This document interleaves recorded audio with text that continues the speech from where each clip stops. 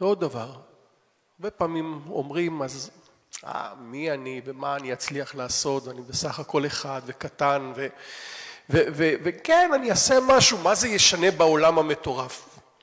אני רוצה להזכיר לכם שהמסע אל הקדושה ולחיים היפים והטובים מתחיל בצעד קטן. אברהם אבינו הולך שנים, צעדים, צעדים, צעדים, וכלום עד שהוא שומע, לך לך.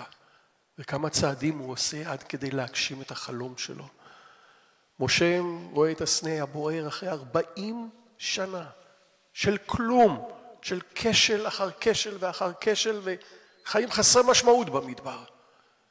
ופתאום אור גדול, אור של תקווה ואור של קדושה.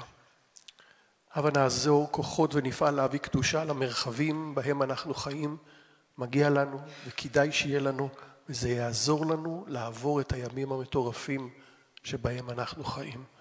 אמן, כן יהיה רצון.